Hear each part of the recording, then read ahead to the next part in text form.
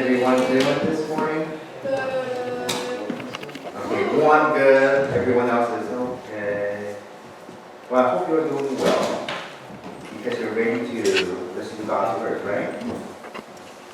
Okay, if you're not, you have to because that's what you're going to get for the next 20 to 30 minutes. I know we have a communion over at the main chapel, so hopefully we end.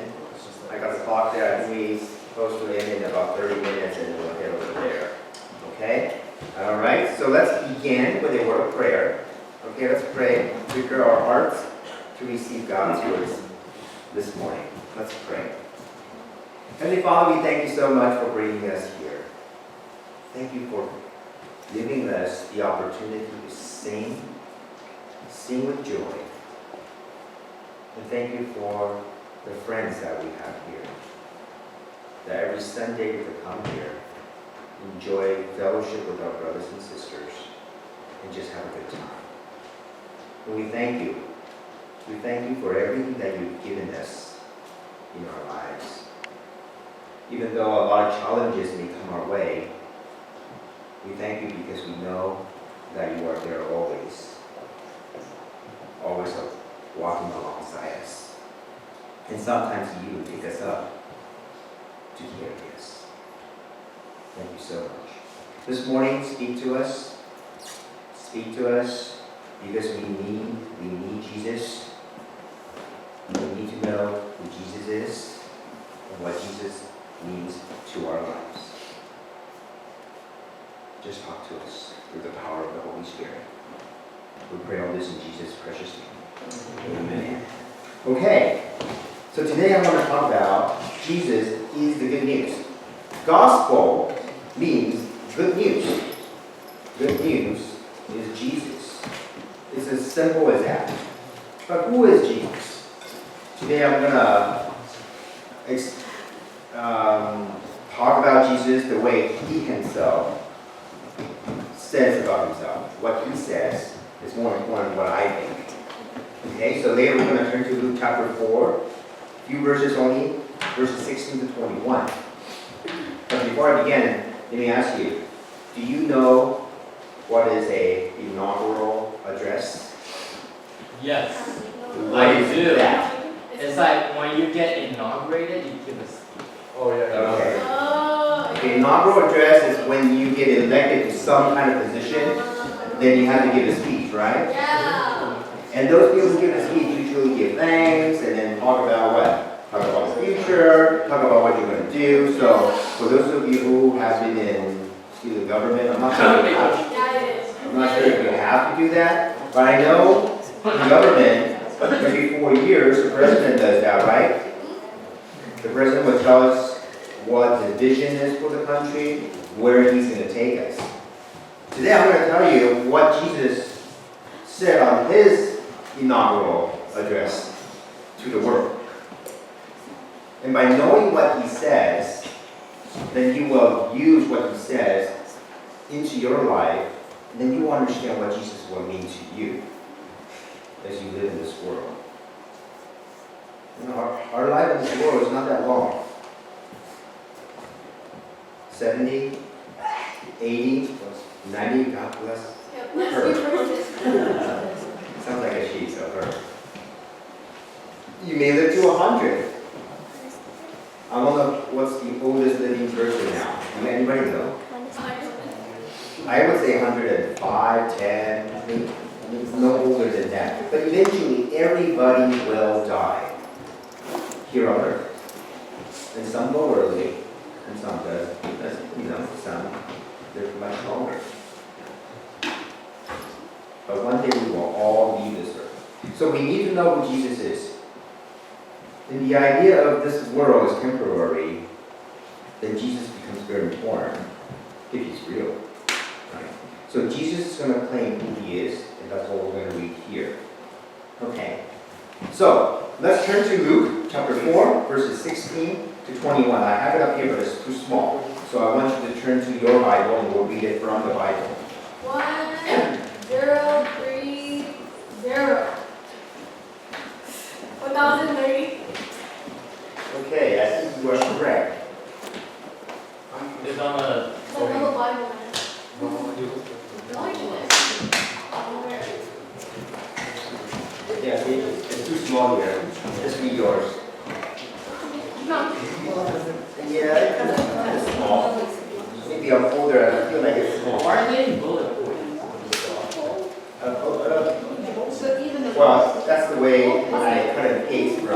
Bible verse every day.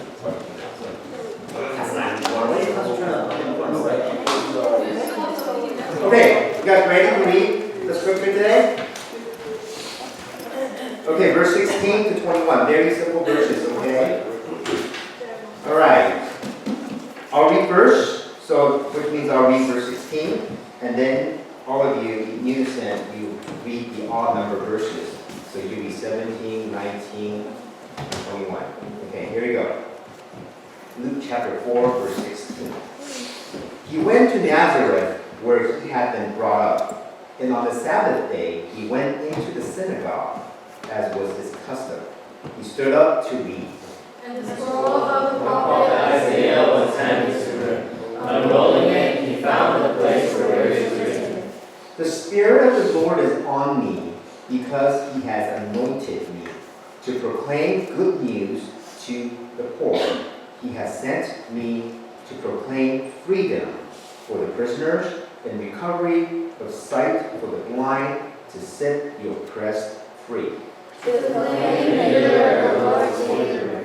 Then he rolled up the scroll, gave it back to the attendant, and sat down. The eyes of everyone in the synagogue were fastened on him. He began by saying to them, today this scripture is fulfilled in your hearing. Okay. So this is Jesus' inaugural address. Wait a moment. No, I make sure and then you say. Oh, I'm not anymore. Okay, so this is Jesus' inaugural address. So I'm going to be a commentator today. But as you know, most commentators are tough on the people who give the speech, right? So I'm not going to be critiquing Jesus in that way. I just wanted to tell you what I think Jesus is telling us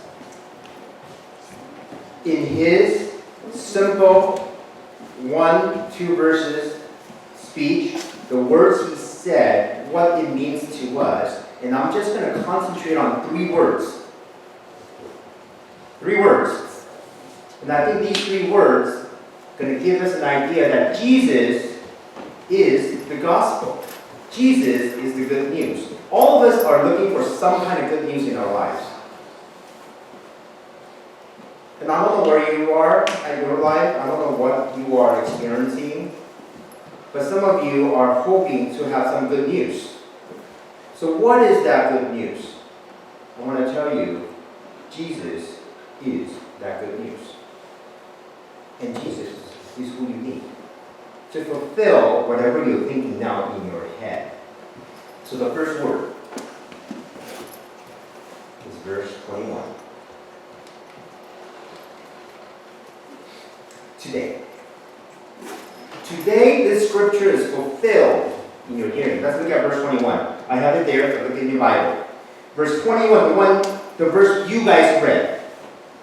He began by saying to them, today, this scripture is fulfilling in your hearing.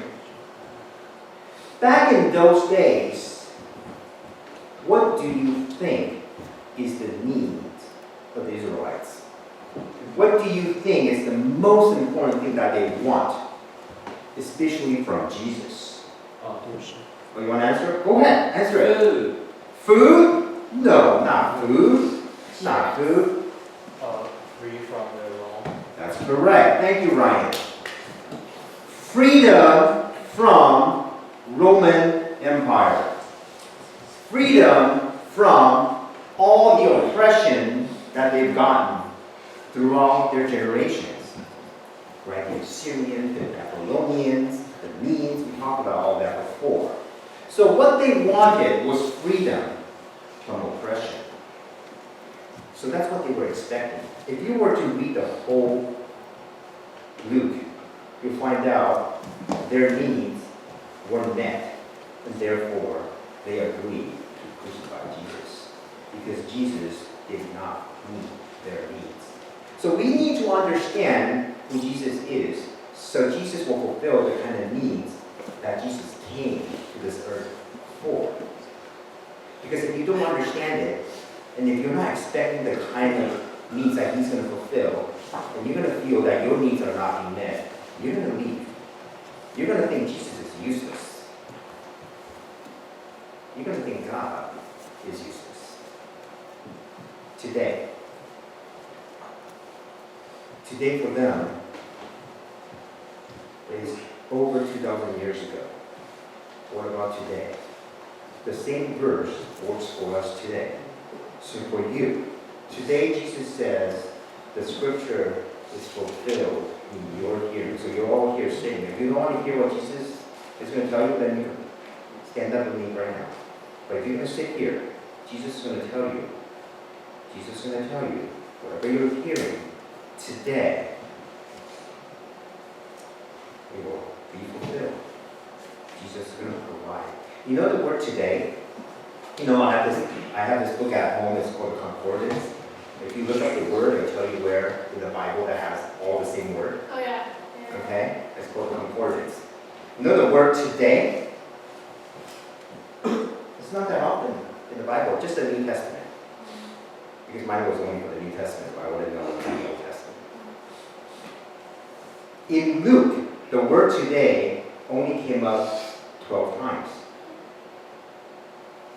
Oh, I do have it. Okay. I thought I didn't type that out. How did you know? Are you looking at it? Yeah, okay. And in the other gospel, the 3 other gospel, it only came up 6 times. And in the whole New Testament, only 30, that's including the 18 times, only 35 times in the whole year. So I think this verse inserts into it very important. Or Jesus wouldn't say today. So today is very important.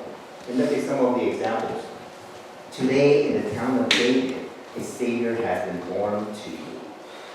No, that's important. Today a Savior is born. Jesus is born. Today you will be with me in paradise. How important is that verse? That's when you die. You know, people ask, what happens when you die? Do I go 6 feet under and then wait for whatever may happen? For the Buddhists, I'll wait for reincarnation. Right?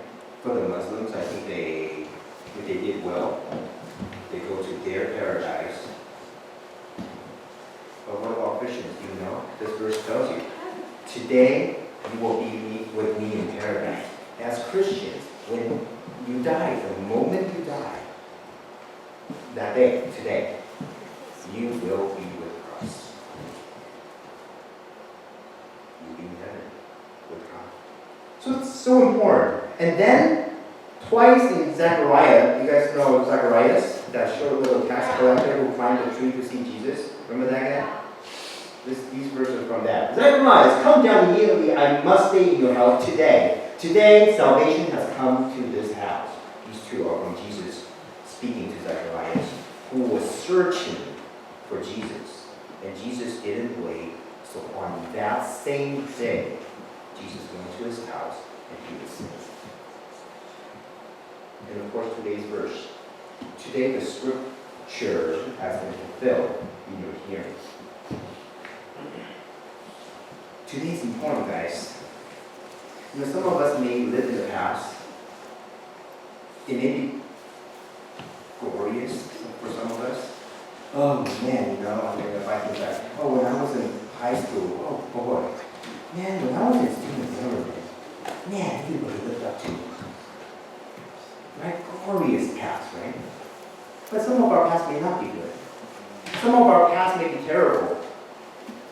Maybe you weren't the most popular in school, so people made fun of you. Maybe in your home, in your family, there's some issues.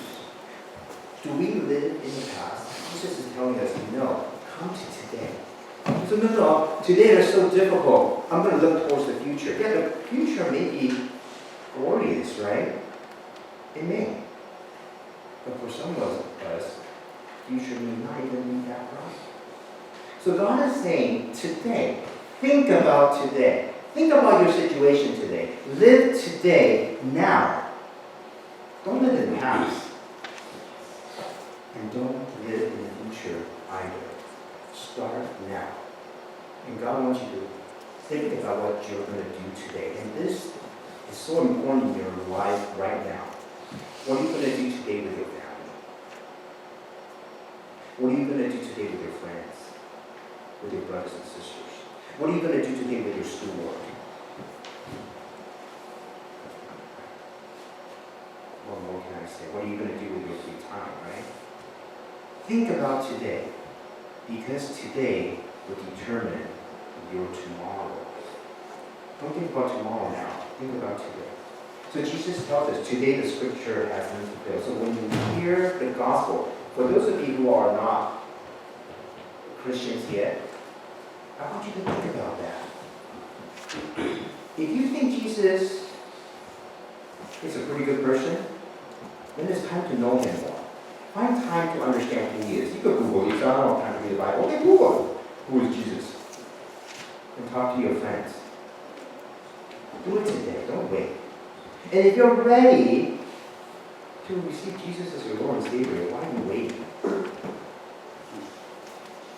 Is tomorrow a better day to believe in Jesus than today? I'm not sure, but I don't think so. Today. Guys, today is important. Jesus says, today, today, today. Today's now. Make the most of it. Or else you will regret. You will regret. Second word. Good news. Good news. Good news. Verse 18. Let's look at verse 18. It's up there, I know, but here it says, proclaim good news. Jesus came to proclaim good news. But it's only good news if it what? It provides for your what? Your needs. Why would it be good news if it does not provide for your needs? So then you've got to think about your needs. People come to Jesus for their needs. Is it just food? It may be for you. But that is not last. You digest the food. The food is gone. You cook the rest out, right? I know, too graphic. But that's all we do every day, right? Then you gotta eat again. Is it drinking that boba? Boba. Why don't you mention boba now? I'm thirsty, right? Yeah, don't drink too much of that. That's too sweet for you guys. Good news is only important to the individual if it fulfills that need. So let me ask you, a cancer patient. If I were to ask you, what is the need of a cancer patient? You would tell me very simply, what? The cure. Cure of the cancer, right? So as Christians, let's go pray for all the cancer patients. Let's go pray all of the sick patients who is critically ill that may die. And you pray. Do they all live? No. Of course not. You pray for 10 individuals with terminal illness. Maybe 1 or 2 will survive. Then what? Then God, you are useless because my prayer didn't work. Because my needs are not met. Jesus didn't come for that. Jesus came for that cancer patient to bring what to that cancer patient? Joy. Resurrection life. The life of resurrection is what Jesus brought. And if you understand that, even if the person dies, then you will have Jerusalem. Because you know that person goes to a place that we're all going to go eventually. If you believe in the power and the saving grace of Jesus Christ. Now, what's your need? Is your need forgiveness from something you've done? Somebody may come to you and say, I forgive you. But does that person really forgive? Do you forgive other people easily? And once you forgive them, is it still here? I think most of us may say we forgive somebody, but it's still there. Jesus wants to change that. How does he change that? He comes to forgive you first. Then now you have a better understanding of what forgiveness is about. You yourself, me, myself, I don't deserve forgiveness for all the things I've done. And maybe the things I've been doing. But God, Jesus says, I forgive you. You repent, I forgive you. And Jesus says, do likewise. Are you still sinning? Yes, you are. Is Jesus still forgiving you? Yes, he is. So when you forgive somebody, it's unconditional. You don't expect something from that person. It's the change in you that Jesus is looking for, not the change in the other person. Because Jesus will take care of the other person his way. It is not for you to think about that. But Jesus wants to change you. That's the good news. So we need to understand the good news in the proper perspective. Why does Jesus come? Jesus came to bring hope to the dying. Jesus came to bring forgiveness to all. Not just you, to everyone else. The gospel is God's truth, God's message, God's action, God's word to a particular person, to you individually, to a particular need, to a particular historical situation. For the Jewish people back in those days, they have their needs, and people eventually understand what that need, the kind of fulfillment God is providing them, and then they receive the power of God in their lives. People who do not understand it rejected Jesus. If you look at the title of this chapter, it says Jesus rejected at his hometown, Nazareth. You can reject Jesus because you say, my needs are not met. Understand how Jesus is meeting your need is very important. It's very important. You rejecting Jesus doesn't change the fact that he is the Son of God. Doesn't change the fact that he's going to change lives. Maybe not yours because you haven't given him your life. But if you are ready and if you need that change in your life, then come to him. Because the next word I want to share with you is, the last one is change. You need to change. So let me speak to the Christians first.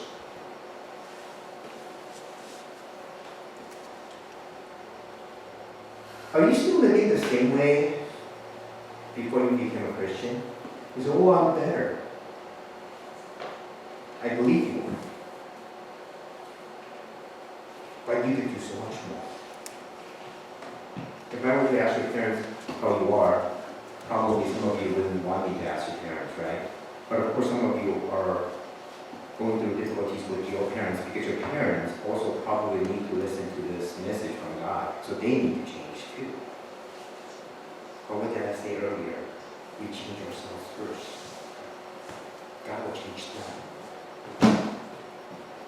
But there's got to be a change. For all the Christians here, if you already received Christ as your Lord and Savior, then why do you live a life that's like a non-believer, or a person who do not even yet know Jesus Christ?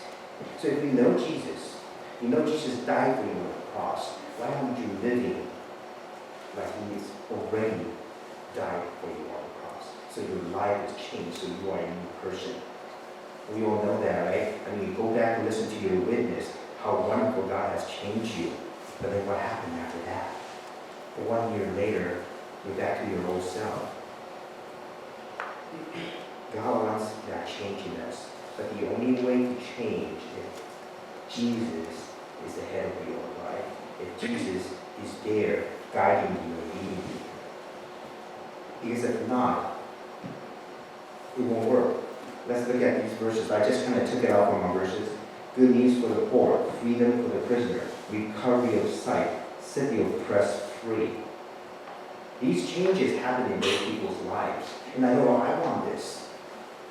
Do you really want it? If you really want it, then you got to make sure Jesus is the head of your life. Not you. Give up that control. Give up that control. Let God control your life. Let the Holy Spirit guide you in the things you say and the things you do. And I say that because a lot of us don't. We do according to what we like, how we feel, and you feel like God is your genie. I'm going to rub. God, this is what I need. God, do this for me. You know, you do that to God. You'll do that to your friends. You do that to your family. You do that to your spouse eventually, for those of you who, well, all of you I'm sure will be. And that would be wrong. That would be bad. That relationship will crumble. That relationship will not last. Because that becomes self-centered. You become selfish. Nobody wants to be with a selfish person. Do you want to be with a selfish person? But I thank God.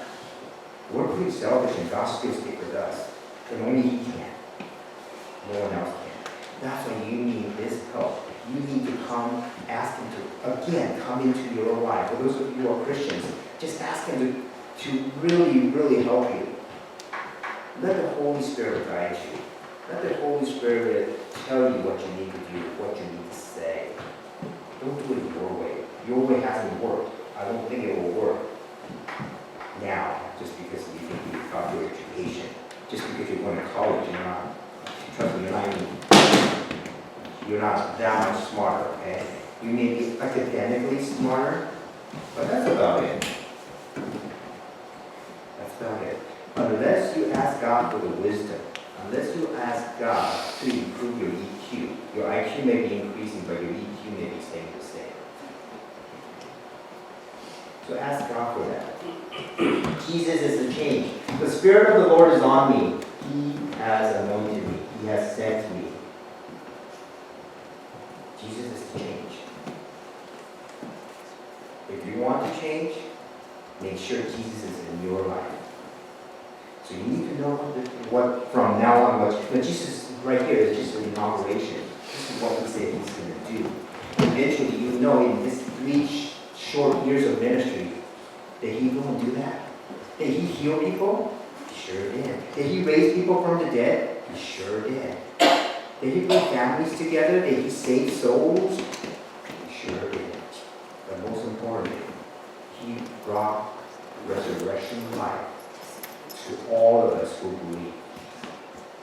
So one day, when we do die here on this earth, the next breath is right away, is in heaven. And for those of us who have not yet believed in Christ, it's okay. The time is, you still got time. But you need to think about your life. Unless you think about your life, you would not search for God. If you're not thinking about what you're going to do with your life, I'm not just talking about your careers, guys. I'm not just talking about you making a lot of money and then you can use that money to do whatever you want to do. I'm not just talking about that. I'm talking about what is the meaning of your existence on this earth before you die. We're all going to die. Oh, my existence is I get married, I have kids, my kids have kids, and if you live long enough, my kids have kids. I don't know how long you're going to go, right? I'm pretty sure by then you're gone. If not, your mind is not even there anymore. You're not going to know who they are. Oh, no. Right? So is that life? Or is life more than that? For those of you who make a lot of money eventually, right? What are you doing with that money? People who has a lot of influences, what are you doing with that influences? Are you using it for yourself, or are you using it for God? To make life better for other people. Now, we're not talking about just material things. We're talking about spending time with people you love. Spending time with people who needs it. And when you pray for somebody, do you really mean it? Or is it just routine things? If somebody's sick, somebody gets sick. Ryan got sick that one time, right? We're all praying for him. Did you guys really mean it when you prayed for him? I hope so. Because if I was sick, I really wish you guys really mean it when you pray for me. And that's what God is changing us into. God wants to change us as a person. And when you change, the people around you will change. But I'm not saying you guys are terrible people. You guys are great. But there's always room for improvement. You can always be better. You can always be better. But unless Jesus is in the picture, unless Jesus comes and helps us change, I'll tell you, you cannot. So for those of you, those of you who are sitting there, were thinking about, yeah, my life is kind of difficult. And it is, I'm sure. The level of life challenges is different for all of us. Some are really going through it all the time. And some are not. Some are, some younger generations are still, just kind of living life as your parents give you, right? But for those of you who turn teens, I think past 14, Amy and I was talking about this. We're looking at our niece and nephew. Oh, so cute. 6 and 8. But we're kind of worried when they turn 12, right? Or was it 13? I'm not sure. When did you guys start going back? I'm in 6th grade. Yeah, right? 6th grade. Well, I say that, but just have a mind of your own. Yeah, do the things you want to do. Your parents become such old farts that you want to be around them. But just a few years before, you guys were all like, oh, no, Daddy, hold me, Mommy, hold me, right? Okay. People change, and you need God. So as you prepare to grow, to mature, just make sure God is with you and make sure Jesus is with you. So even if you get into your teen years and your college years, you know you're living by the standard God set. And that's what Jesus wants. Jesus wants you to change. But you can only change through Him. And that change will help you become a person that He wants you to become. And I'll tell you, your life will be better. And I cannot give you specifics because everyone is different here. Everyone is different here. But you gotta let God do it. Okay? Let's read this verse. Now this is very small, right? I want to show you this verse because we got to change in the right direction. Some people like to talk to me about Bible verses. Oh, the Bible says once I become a Christian, I'm free to do anything. Freedom to do anything. So they think the freedom is just to do whatever they want. Then you haven't changed. That's not what God meant. Let's read this verse here. Or these verses. You guys ready? Okay, let's read it together. Can you see it or not? To your Bible? Okay. Same thing, okay? I'll read even, you read odd. Here we go. Luke chapter 22, 24 to 27. If the Spirit also arose among them, as to which of them was considered to be greatest? Jesus said to them, the kings of the Gentiles lord it over them, and those who exercise authority over them call themselves benefactors. But you are not to be like that. Instead, the greatest among you should be like the youngest, and the one who rules like the one who serves. For who is greater than the one who is at the table or the one who serves? Is it not the one who is at the table? But I am among you as one who serves. Freedom in God, as I am, is probably not what you think. Even the disciples didn't understand it at the time. Oh, I am Jesus' most loved disciple. I must be number 1 out of the 12. Okay, if you're number 1, I'm number 2 then. So, who wants to be number 12? Well, number 12 was Judas, Jesus, right, maybe, so let's not count him. I want to be number 11. Is that what it's about? Is life about you? The disciple who followed Jesus for 3 years still don't understand what it means to serve. That problem continues to our day. We have a problem, and our problem is our self-centeredness, our arrogance, our pride. My way or the highway. You say this to other people. Dad, Mom, okay. It's whatever I want to do. You say that to your brothers and sisters. You say that to your boy girlfriends. Those of you who have it. Again, I know I'm generalizing. Sometimes the parents are really not reasonable. And I know there's a lot of parents like that. Very unreasonable, but you can only pray for them. And God's going to help you change to accept the current situation and continue to pray for them. But for those of you whose parents are just kind of setting rules for you so you don't go astray, then your freedom, your misconception of your freedom is probably there. God said you are to serve. Serving is more than receiving. You gotta serve. Jesus came to serve. So you have the freedom to do what? To serve. So I want you to start thinking about serving others, serving your family, serving here, serving. That is number one. You want to be number one? You serve. That's what God is asking of all of us. And I'll tell you, if you start doing that, the things around you, the people around you start to change because they see you doing the same thing and they're going to go, well, you know what? I'm going to do that too. So you change first. You change first. And everything, I believe, will follow. God did not come to this earth just to give you a good sermon. God came to this earth to change you. Physically change you. Spiritually change you. Mentally change you. He wants a change in you.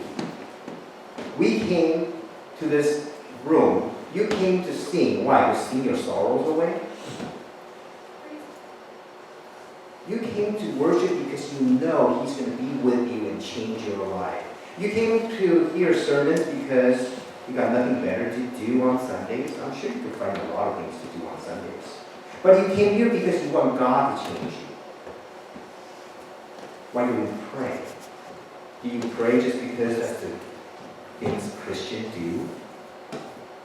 No, you pray because you know God is listening and God's going to make a difference in you, of helping you and changing your life. We do all this because we know He's going to do a big change in our lives. So I want you to keep praying to God for that change to come. Okay? Pray for that change to come. Because, last line, right? It's always the last line on the first line. Jesus is the good news. You're looking for the good news? Come back to Jesus. And really let Jesus live in your life. Then your needs will be met the proper way. The way Jesus meant it to be met. For those of you who do not know yet Jesus, I'll tell you, come to Him. Because He will meet the needs. He will fulfill that void in your heart that you're wondering who's going to fulfill that. Is it going to be my boyfriend, my girlfriend, my husband, my wife? He can tell you, no. It's none of them. It's God, it's Jesus. Jesus is going to fulfill that void that you have in your life. And I promise you, your life will change. And you're going to be truly joyful. Let us pray. Heavenly Father, we thank you so much for speaking to us this morning. You made it very clear that you came with a purpose. You didn't come just so that we can say, oh, you are kings. You came because you want to change lives. You came because you want to bring us hope.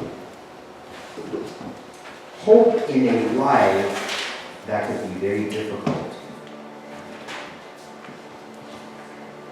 Mostly for those people who are maybe dying in their hearts, or even dying physically. You came for all of us. Father, we thank you. We know life is tough. It's very, very difficult because relationships are difficult. Relationships with our parents, with our brothers and sisters, with our co-workers, with our boyfriends and girlfriends, with our spouses. It is so difficult. But we know you are there for us. You are there to carry us through. So please help us, for those of us who are Christians, help us to come back to you. Help us to make you the head of my life again. So that in everything I do, I say through your mouth, I see things through your eyes, and I do things through your hands. And for those of us who do not yet know Jesus or accept Jesus as our Lord and Savior, Lord, I ask that your Holy Spirit continue to touch their hearts, guide their ways. And so as they search for meaning of life, they will come to you to fulfill that deep need that is in all of us. Father, we thank you so much. Thank you for the mercy you've given us, for the constant sinful life that we live. Thank you for always forgiving us.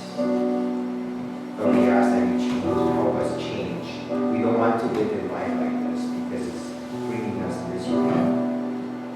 We want true joy, and that can only come through changing you. We offer ourselves to you.